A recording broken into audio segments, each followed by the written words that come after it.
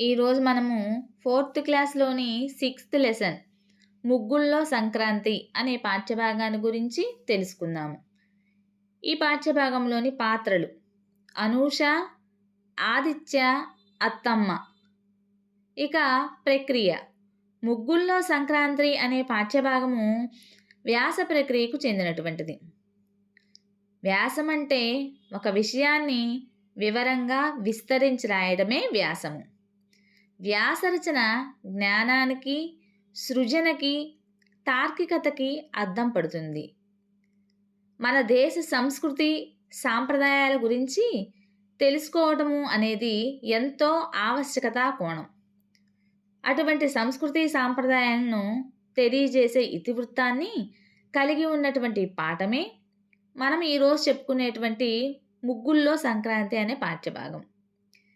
వ్యాస సారాంశం: అనూష తమ్ముడు ఆదిత్యని వెంటబెట్టుకొని అత్తమ్మ పాల్గొంటున్నటువంటి ముగ్గుల పోటీలకు వెళ్ళి అక్కడ అత్తమ్మ ద్వారా సంక్రాంతి ముగ్గుల గురించి తెలుసుకోవటమే ఈ ముగ్గుల్లో ఉన్నటువంటి సంక్రాంతి పాఠం. అనూషకి వివిధ రకాల ముగ్గులను, సంక్రాంతి విశిష్టతను ఈ విధంగా చెబుతోంది అత్త. సంక్రాంతి ముగ్గుల పోటీ కాబట్టి నేను సంక్రాంతి విశిష్టతను తెలిపే ముగ్గు వేస్తాను.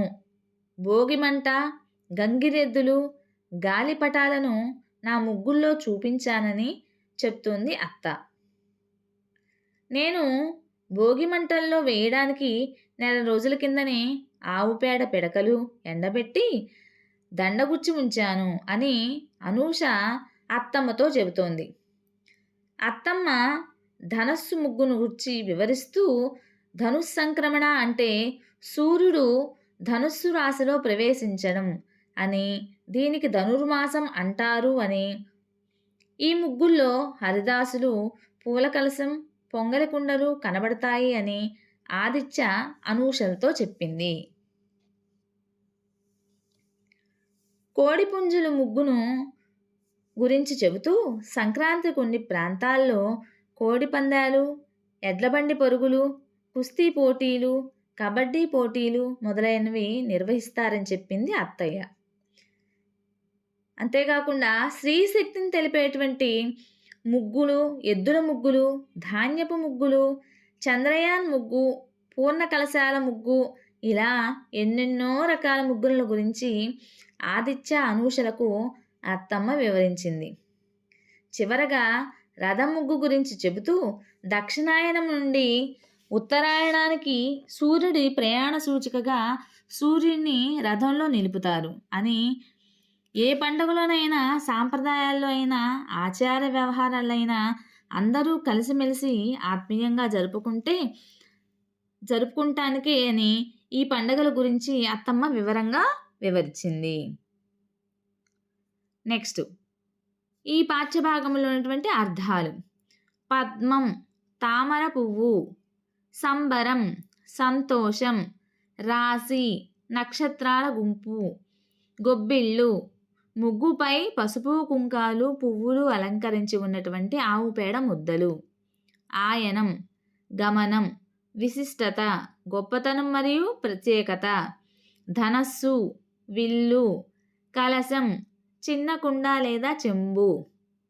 నెక్స్ట్, వ్యతిరేక పదాలు: వెళ్ళు వచ్చు, సంతోషం దుఃఖం మరియు విచారం, దక్షిణం ఉత్తరం మరియు ఉత్తరం, లోపల బయట, ఎత్తు పల్లం, పొడవు పొట్టి, ఉదయించడం అస్తమించడం, ముందు వెనుక. నెక్స్ట్, జాతీయాలు: మట్టి మనుషులు, శ్రామికులు, శ్రమజీవులు, మట్టితో కలిసిపోవడం మరణించడం, మన్ను తిన్న పాములాగా కదలక మెదలక, తలవంపులు అగౌరవం, తల పండిన విశేష అనుభవం గడించిన, తలదూర్చడం జోక్యం చేసుకోవడం, మట్టిలో పుట్టిన, ప్రాంతంలో జన్మించిన, మట్టిపాలైన, వృధా అయిన, నోట్లో మట్టి కొట్టడం, అన్యాయం చేయడం, తలసరి, ఒక్కొక్క సగటు, తలలో నాలుక, అమరికలు లేకుండా కలిసిపోవడం, తలదూర్చడం, జోక్యం చేసుకోవడం. నెక్స్ట్ ఇక విశేషణం. ఒక వాక్యంలో నామవాచకం యొక్క రంగు, రుచి, స్థితి మొదలైన గుణాలను తెలియజేసే పదాలని విశేషణాలు అని అంటాం. వాక్యంలో విశేషణం సాధారణంగా నామవాచకానికి ముందు వస్తుంది. ఏనుగు పెద్ద జంతువు. నెక్స్ట్ నిమ్మకాయ పుల్లని రుచి ఉంటుంది. పుస్తకానికి అందమైన అట్ట వేశారు. పచ్చని గోరింటాకు ఎర్రగా పండుతుంది. కాచిన పాలు తాగాలి. ఇవన్నీ కూడా వాటి వాటి స్వభావాన్ని కలిగి ఉన్నాయి. ఏనుగు పెద్ద జంతువు, ఏనుగు ఆకారంలో పెద్దగా ఉంటుంది, అది దాని యొక్క స్వభావం. నిమ్మకాయ పుల్లగా ఉంటుంది, ఇది నిమ్మకాయ యొక్క స్వభావం. అలానే వాక్యాల్లో నామవాచకము రంగు, రుచి, స్థితిని తెలియజేయటమే విశేషంగా మనం చెప్పుకోబడతాము. నెక్స్ట్ రంజాన్ పండగ. ముస్లింలు జరుపుకునే పండుగలలో పవిత్రమైన పండుగ రంజాన్.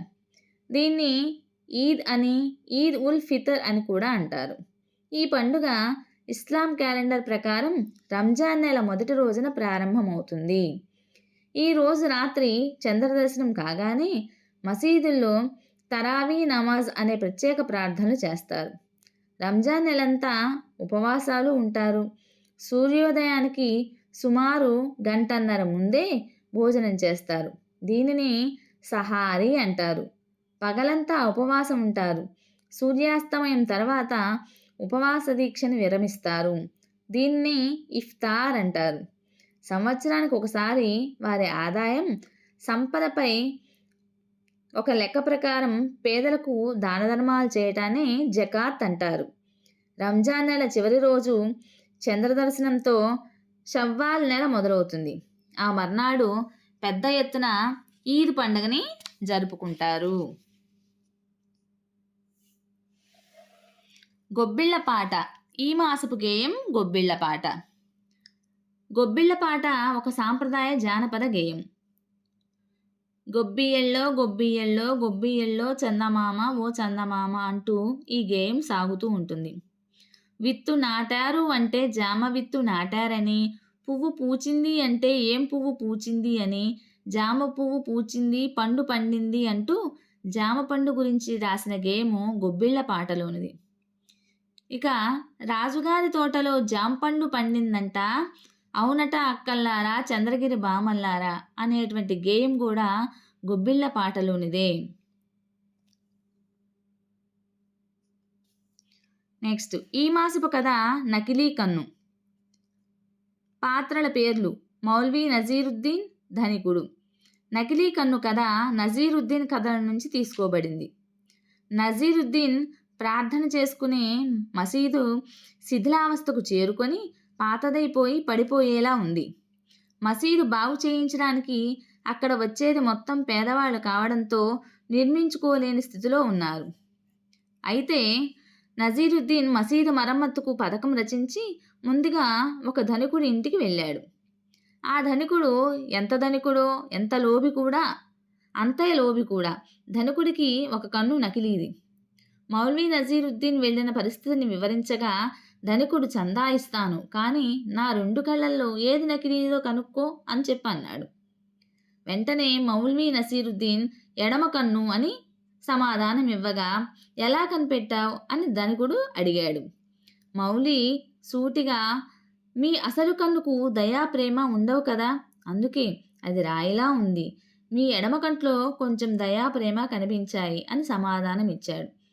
నజీరుద్దీన్ నిర్మోహమాటంగా చెప్పినటువంటి మాటలకు ధనికుడు సిగ్గుపడి మొత్తం మసీదు మరమ్మతులకి అయ్యే ఖర్చును తానే భరిస్తానని, మౌల్వీకి కూడా మంచి కానుక ఇస్తానని చెప్పని ఆ కానుకని ఇచ్చి పంపించాడు. సో ఫ్రెండ్స్, మీకు కనుక ఈ వీడియో నచ్చినట్లయితే ప్లీజ్ లైక్ చేయండి, షేర్ చేయండి, సబ్స్క్రైబ్ చేయండి, సపోర్ట్ చేయండి టీచర్స్. మీరు ఇచ్చేటువంటి ఈ సపోర్టు మాకు కొంచెం బలంగాను ధైర్యంగాను ఉంటాయి. అంతేకాకుండా మీకు ఉపయోగపడే విధంగా మంచి మంచి వీడియోస్ని తయారు చేసి అప్లోడ్ చేసి మీకు ఉపయోగపడే విధంగా మేము చేయగలమని నమ్ముతున్నాము. సో టీచర్స్ మాకు సపోర్ట్ చేయండి.